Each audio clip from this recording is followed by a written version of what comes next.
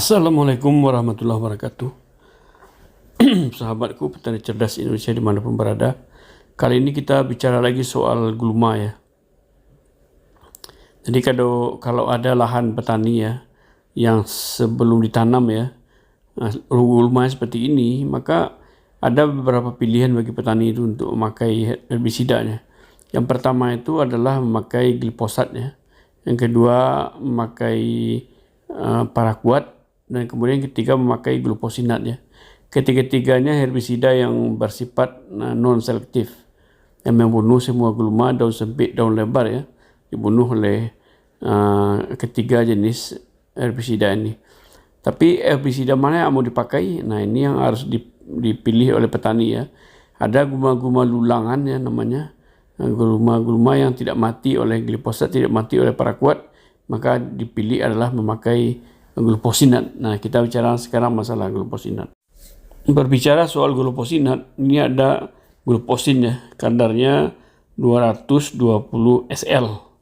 Nah, biasa petani memakai 150 atau 200. Sekarang kita pakai yang 220 SL, warna biru, jernih, kental ya. Viscosity lebih kurang 150-200 PCS ya. Nah, inilah herbisida yang dipilih untuk membunuh gulma, yang apabila memakai glifosat, memakai paraquat, dia tidak mati ya. Nah ini lahannya karena tidak dipakai oleh petani ya. Jadi kita lakukan sendiri penyemprotan dengan memakai spray kapasitas tangkinya 2,5 liter ya. Ini kita pakai untuk menyempray glufosinat ya, glufosin 220 SL pada gulma-gulma yang ini yang di atas tanah tidak ada tanaman ya. Artinya kalau saya nanti Bapak Ibu petani ya, petani cerdas yang dimanapun berada, jika punya gulma yang sebelum tanam pun ini bisa dipakai ya, dengan memilih herbisida saya sampaikan tadi, glifosat, paraquat, dan glufosinat ya. Nah, glufosinat itu membunuh gulma-gulma yang tidak mati oleh glifosat dan paraquat. Nah, termasuk salah satunya rumput lulangan. Nah, ini kita pakai dengan memakai glufosin 20. Nah, Bapak Ibu petani cerdas Indonesia dimanapun berada, ini 4 hari setelah aplikasi ya, kita bisa melihat gulmanya ini mati ya dengan memakai glufosinat. Glufosinat dengan merek dagang glufosin 220 SL ya. Nah, kalau seandainya petani punya masalah dengan gulma yang tidak mati dengan glifosat dengan paraquat, maka pilihan terakhir adalah memakai glufosinatnya. Di kesempatan ini kita pakai glufosin 220 SL. Jadi bisa membunuh semua gulma tanpa kecuali ya. Nah, ini saya katakan lagi, dengan memakai glifosat itu gulmanya mati setelah 9 hari ya. 9 hari, 15 hari baru bisa mengolah tanah. Kalau memakai paraquat itu matinya 3 hari ya. Seminggu baru bisa mengolah tanah ya. Tapi kalau pakai glufosinat ini 4 hari baru mati. Nah, hari ke-10 bisa langsung mengolah tanah ya. Bisa mengolah tanah, dan rumput mati ini bisa menjadi sumber bahan organik ya untuk tanahnya. Nah, memperkaya humus tanah ya. Nah, inilah salah satu metode dipakai untuk membasmi gulma. Saya ulangi, ini jenis glufosinat membunuh semua gulma, daun sempit, daun lebar tanpa terkecuali ya. Nah, ini salah satu pilihan petani untuk bisa mengatasi gulmanya, baik itu di sawah maupun itu di lahan kering ya, sebelum tanam, terutama sebelum tanam ya.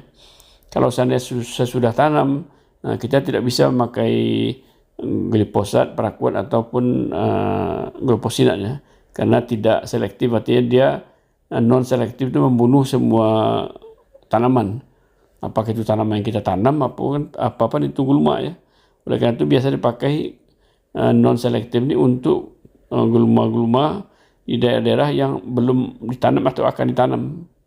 Nah, setelah diaplikasi herbisida 4 hari ya, setelah ini 4 hari ini, mungkin setelah seminggu bisa langsung olah tanah ya, atau hari ke-5 bisa langsung olah tanah karena gulma sudah mati ya. Nah, kalau gulma sudah mati kita olah tanah, saya katakan tadi, ini bisa, gulma ini bisa menjadi sumber bahan organik bagi tanah ya. Jadi kita bukan saja bisa membunuh gulma secara cepat, tapi juga bisa memperkaya tanah dengan bahan organik dari gulma-gulma yang kita spray dengan memakai si herbisida. Ya, demikian mungkin petani cerdas dimanapun berada, mudah-mudahan bermanfaat. Saya sampaikan lagi, pilihlah herbisida yang tepat, yang cocok untuk daerah kita dan bisa membasmi semua gulma tanpa kecuali. Nah, kalau itu kita dapatkan, itu kosnya akan lebih murah ya, dibandingkan kita mencari orang memotong gulmanya.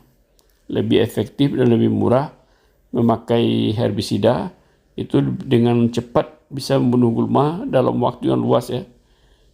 Kalau seandainya dikerjakan orang untuk membasmi gulma ini, butuh waktu lama dan butuh biaya yang lebih besar. Tapi dengan memakai herbisida, waktunya cepat, kemudian juga biayanya lebih irit ya. Sehingga kita bisa membasmi gulma kita dengan lebih efektif dan lebih murah. Nah, mudah-mudahan ini bisa bermanfaat untuk petani cerdas dimanapun berada.